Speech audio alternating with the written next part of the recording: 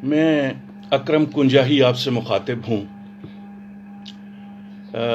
अभी थोड़ी देर पहले फेसबुक इनबॉक्स में एक मैसेज के ज़रिए मालूम हुआ कि आज लाहौर में डॉक्टर जनाब सादत सईद के हवाले से जश्न का एहतमाम किया जा रहा है। सच पूछिए तो बड़ी तमानियत महसूस हुई कि शोहरत तो मुर्दों के कब्र की खाक है जिसे वो कब्र में लेटे हुए चाटते रहते हैं। हमें अपने अदबी मशाहिर की तौकीर उनकी जिंदगी ही में करनी चाहिए। डॉक्टर साहब एक कसीरुल जिहाद अदबी शख्सियत हैं। हल्का अरबाब ज़ौक़ या अंजमन तरक्की पसंद मुसन्निफ़ीन के हवाले से उनकी खिदमात का जिक्र ना भी किया जाए, एक माहिर तालीम की हैसियत से उनकी खिदमात से भी सरफ़े नज़र किया जाए, इकबालियात और इब्ने अरबी के फ़लसफ़ा वादतुल वजूद को भी ज़ेर बहस ना लाया जाए, तो फिर भी डॉक्टर साहब की अदबी शख्सियत की 3 ऐसी जिहात हैं जिन पर मैं बात ज़रूर करना चाहूँगा। डॉक्टर साहब ना सिर्फ खुद नज़्म के एक उम्दा शायर हैं, बल्कि नज़्म की तनकीद निगारी में भी उनका जो मकाम है उससे सरफ़ नज़र नहीं किया जा सकता। गज़ल कहना या गज़ल की तनकीद करना हमारे यहाँ क्लीशे बन चुका है। डॉक्टर साहब का नज़्म के हवाले से, उन्होंने नज़्म को फोकस किया है, उस हवाले से उनका काम जो है उसकी तरफ मुहक्किकीन को तवज्जो देनी चाहिए। दूसरी उनकी शख्सियत की जहत जो है वो एक माहिर लिसानियात की हैसियत से है।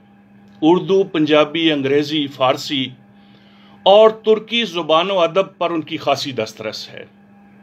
इकबाल की एक फ़ारसी मसनवी का उर्दू नस्र में तर्जुमा बहुत अहमियत का हामिल है।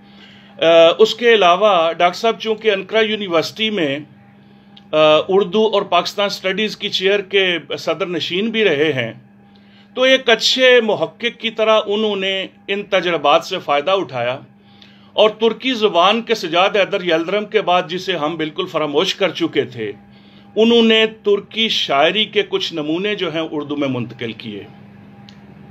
डॉक्टर साहब ने नज़्म के हवाले से, बल्कि नज़्म को जदीदियत के हवाले से परखा है। हम जानते हैं कि जदीदियत के 2 तस्वुरात हैं। एक तो वो अहबाब हैं जो उसको 1958 के मार्शल लॉ का नतीजा, या आप यूं कह लीजिए कि तरक्की पसंद तहरीक का रद्द अमल करार देते हुए उसकी तारीफ यूं करते हैं कि ये लाशऊरी और विजदानी कैफियत का अलामती और तजरीदी इजहार होता है। और दूसरे वो अहबाब हैं कि जिनकी नुमाइंदगी डॉक्टर साहब करते हैं, वो जदीदियत को ज़मानी एतबार से भी परखते हैं। डॉक्टर साहब ने जदीदियत का आगाज़ अंजुमन पंजाब के मुनाज़मों से किया है, जिनका आगाज़ 1874 में हुआ और जिसके मुहर्रिक 2 अंग्रेज़ थे। अगरचे अंजुमन की बुनियाद 8 साल पहले ही पड़ चुकी थी। इस तहरीक के हवाले से डॉक्टर साहब ने मौलाना मोहम्मद हुसैन आज़ाद, अल्ताफ़ हुसैन अली, नादर काकोरवी और इस्माइल मेरठी जो हैं, उन्होंने ज़ाहिर है नई नज़्म के हवाले से, जदीद नज़्म के हवाले से बड़ा काम किया और हयात के तजर्बात भी हुए। और नज़्म मुअर्रा के हवाले से मोहम्मद हुसैन आज़ाद को पहला मकाला पेश करने का एजाज़ भी हासिल हुआ। फिर नज़्म में जदीदियत के हवाले से डॉक्टर साहब ने तरक्की पसंद तहरीक को मौजू बनाया है। हम जानते हैं कि तरक्की पसंद तहरीक से मुंसलिक शुअरा का ज़्यादातर काम जो है वो नज़्म में है। फैज़ साहब को भी देख लीजिए तो उनकी गज़लें भी 70-80 से ज़्यादा नहीं बनती। जहाँ तक कासमी साहब का ताल्लुक़ है तो उन्होंने बहुत से हवालों से अपने आप को तरक्की पसंद तहरीक से थोड़ा फासले पर रखा। तरक्की पसंद तहरीक के रद्द अमल में कह लीजिए या उसके बैन मैन, उसके मुतवाज़ी एक अहम तहरीक जो है वो हल्का अरबाब ज़ौक़ की थी।